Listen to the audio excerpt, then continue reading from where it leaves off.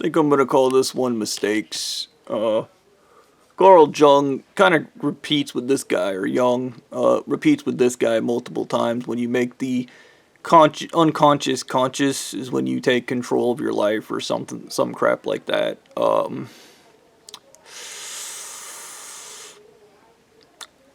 I guess when you recognize the surreptitious power of the unconscious mind, is what my statement is going to be. You can take control of your life once you, basically, once you recognize what the unconscious mind is doing.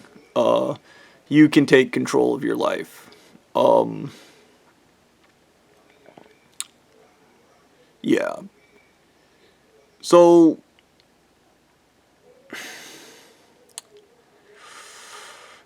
this video is going to be entitled Mistakes, because it's something I noted about myself, and I guess I programmed it into my unconscious mind. We're going to talk a little bit of my experience in my ego death state, which is very fascinating. The I kind of programmed my unconscious mind to fail the first time around no matter what, because I noticed when I was a kid I always got everything wrong before I got it right. And when I say that, like, it's not a joke that, like, when learning something new, if not properly supervised, I do all the wrong things first. And I want you to think of any way you could mess up your job and then just imagine me doing it. When I worked at Wendy's, I was instructed by my manager there, Anthony, to drain the fryers and to never leave the elements on. One of the nights I was draining the fryers. I don't know how it happened, but I left the element on, and when you do that, it catches fire. When you do that, the first thing you want to do is dump water on it, which you should never do with a grease fire, because it causes a fiery explosion. Now, I was smart enough to know that, but I didn't know what to do, so my manager Anthony showed me you just grab the bacon trays and cover it and suffocate the fire. We had a back and forth, and then he just said everybody gets to do it once. Probably the most understanding guy, seeing how I nearly burnt down the entire store. Yeah. Everybody gets to do it once. And I've made other mistakes, but I think everybody makes mistakes, especially when it's your first day. You're nervous, you're socially awkward, you're thinking about a bunch of things you really shouldn't be thinking about. That's what I'm guilty of, is being paranoid about things that are likely but not common. Like, I'll just say they're likely but not common, which is why you probably shouldn't worry about them. Yeah. So, where am I going with this? I programmed my mind to believe that I was just going to mess everything up no matter what. I'll give you, when I was in kindergarten, I remember our teacher told us to do only the odd numbers, and I did only the even numbers. We had to put a certain number of stamps on our booklets, and I accidentally put one more stamp because I was fascinated by how stamps worked. I didn't comprehend exactly how they worked. You just put this thing down, and then there's a picture, and I was like, oh, and then I discovered if you put the stamp down and twist it, it creates a kind of like holographic spirally effect, and I thought that was really cool, so I got distracted with that because I was a little kid. And my teacher yelled at me, got really mad that I messed up the simple procedure of you're supposed to put down 2 stamps, you're supposed to put down 3 stamps, you're supposed to put down 4, when I was putting down like 10 and 15, because I just was really impressed with how stamps works, and I wanted to intricately understand how this object worked. And that is another thing of why I actually make mistakes, is I will get sidetracked with, I'll become fascinated with how something works, and it leads to me making mistakes. Also discoveries, but mistakes. I had to take out the harmonic balancer pulley out of my dad's Cherokee, and I couldn't figure out why there was a rubber barrier in the middle of it that separated the outer rim from the inner rim. And I was super fascinated with that, and I couldn't stop thinking about it. The this literally feeds into one of my philosophies in life is never tell somebody not to do something because then they do it, and that's just one of the things I have learned in life, no matter what people do it. One of my favorite examples is my idiot friend Taco, where we were leaving Woodstock Park after this guy had punched me. We were acting up and causing a ruckus, and then we got almost arrested, but we didn't get fully arrested. The guy ended up letting us go. And we went back to Taco's house, and on his way there, I was like, whatever you do, don't tell your mom, but it's safe for me to tell my mom, because my mom doesn't care anyways. Taco, to teach me a lesson, tells his mom, but also basically tells his mom, because this is programming, oh, Bobby said that you'd be really mad at me, but, you know, we did this and we almost got arrested, and then he told my mom, and this was them trying to stick it to me, and my mom actually yelled at me, and I just eye rolled, because my mom's never given a shit, so I already knew what was going on. But here's the kicker.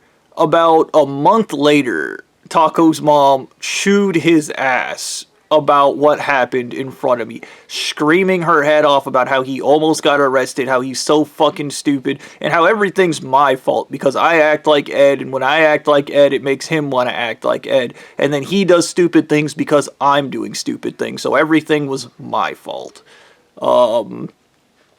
And that's the thing, is the only thing he managed to do was get her to repress emotions that later exploded outward. Okay, like, he didn't actually win anything, and nobody actually got what they wanted. I mean, I guess there was probably that brief moment where he was like, ooh, Bobby was wrong, ooh, and then it didn't work.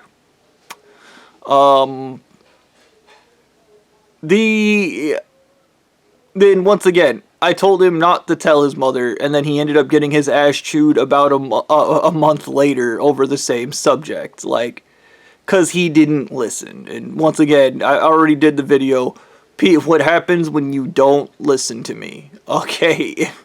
People absolutely love ignoring me and then blaming me when there's bad outcomes. It's just one of the funnier parts of my life. And yes, it is funny. I will always say that regardless of whose feelings get hurt in it, because you shoulda shut the fuck up and listened, but you didn't. This was a thing that Mary Bowberry literally told me not to say I didn't like her in any way or whatever. And when you tell people not to do something, they do the opposite. And that is exactly how my subconscious took it. The way she should have explained it, she should have explained why I shouldn't say I don't like her. Yeah, that would have solved the problem.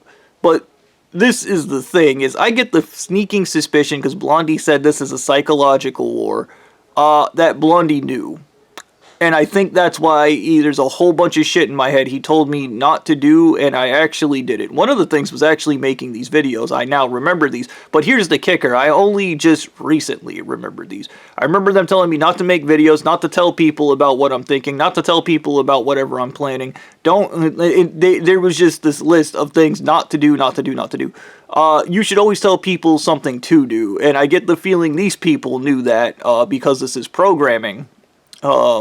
For failure, because you don't tell people what not to do. You tell them what to do, and you explain why you do it in this way. Okay.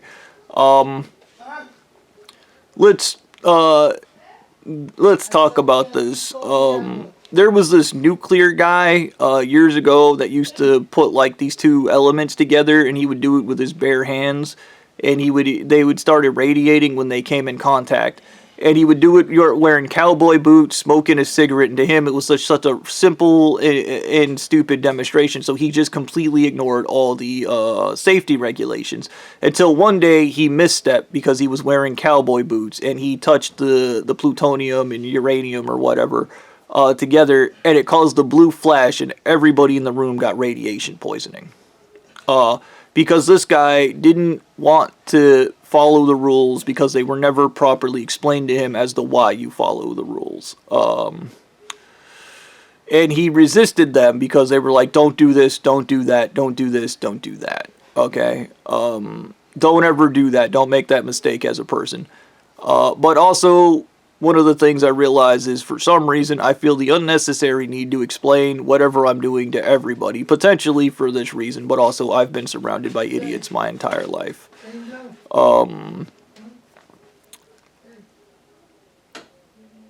The other side of this is, we at like 10 minutes? I assume we're at like 10 minutes. Yeah, we're at 10 minutes. So, yeah, in a nutshell, I kind of program myself for failure, but then I also program myself for victory, because after I make all the mistakes, I then get it right. Spoilers. That is kind of how my mind works. And I guess Blondie and everybody else decided to assist me in failing this time because they're idiots or they don't know what they're doing or they're just really stupid. I don't know.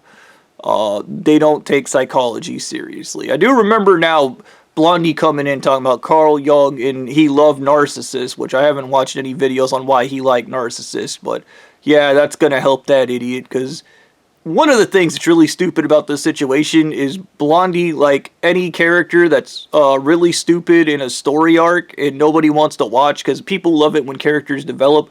Blondie doesn't develop in this story arc. He has learned to do the wrong thing no matter what, and then he's just going to keep doing the wrong thing thinking he's doing the right thing even if I figure out what I'm supposed to do. But I wanted to talk about the ego death. With the ego death, there is a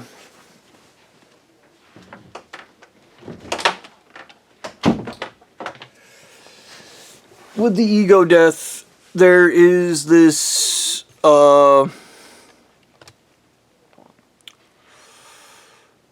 you end up in this state. And it kind of bugs me because whenever I look up the ego death online, it's literally like, take LSD.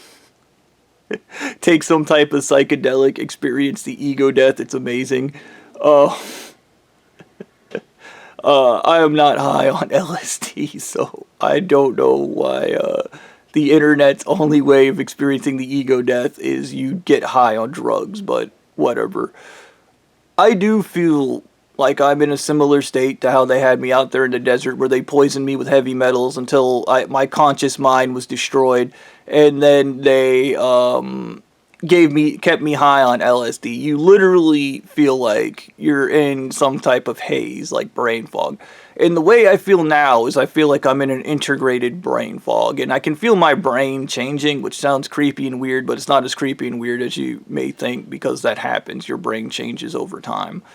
And the whole thing is to integrate the conscious and unconscious minds, I guess, together, which defaces the ego to some extent, and then you go back to who you were as a child. But the difference is you have your learned experiences that I guess you develop over the course of time. Yeah.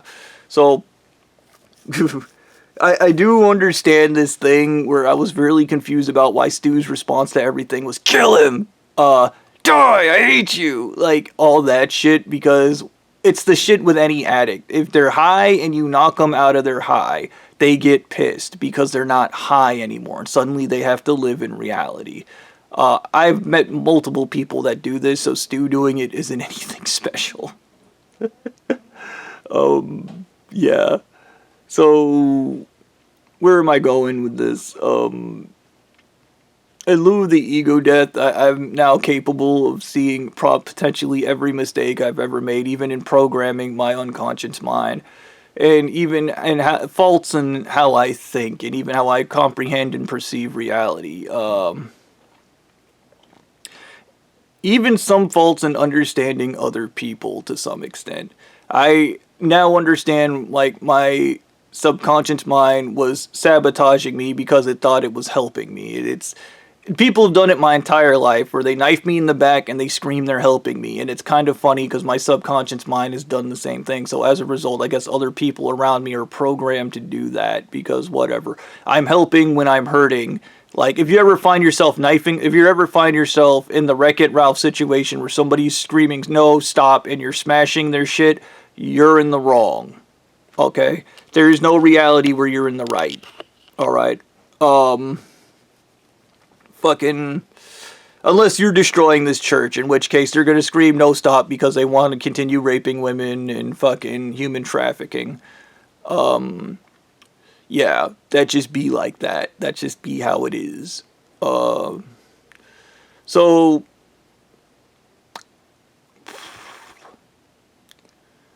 Yeah. It's kind of weird how my own thought process that I picked up from constant life experiences, being constantly toyed with, constantly manipulated. Like one of the things I was I'm guessing, I'm kind of guessing on how to navigate this situation. I just keep thinking like you just focus on your childhood and then you go there and you go forward from there and you learn, you witness every additive your brain created. But last night I had a weird flashback to going through a circus, and I have never been to the Barnum and Bailey circus in my life. At least I don't think I have. And there's the red and gold writing, and there's all the freaks and all these things, and it's literally like the 1950s or 60s or something. And there's a sign that says egress, and everybody keeps telling me to go to the egress, which is the exit, and it's called the Barnum trick. You go to the egress to see the real freak show, the real world.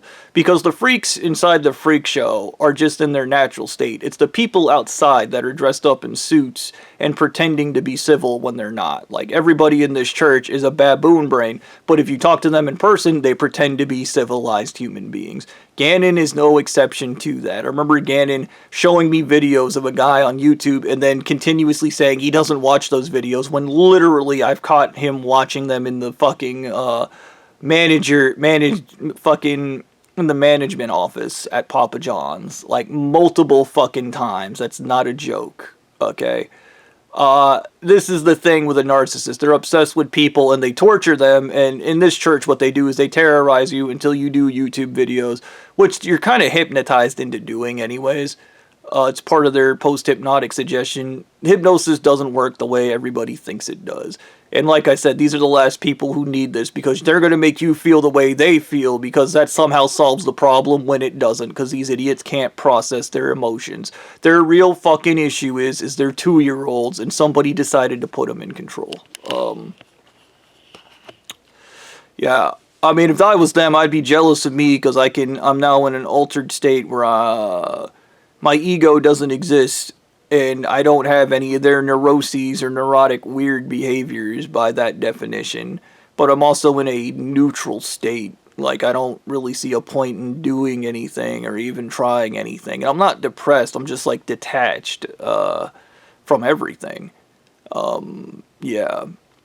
I think I'm gonna stop doing these videos, because I think part of the shadow work thing is kind of a sacred task for an individual, and it probably isn't designed to be up on YouTube explaining it to everybody.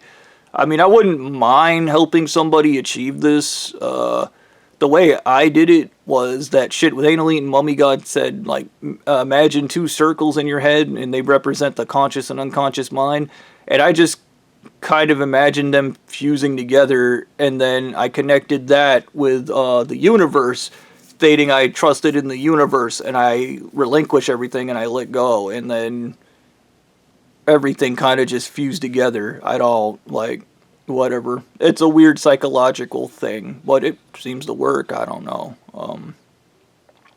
Living without the ego is to live without fear. That's what I believe, or at least mitigated fear, by that standard.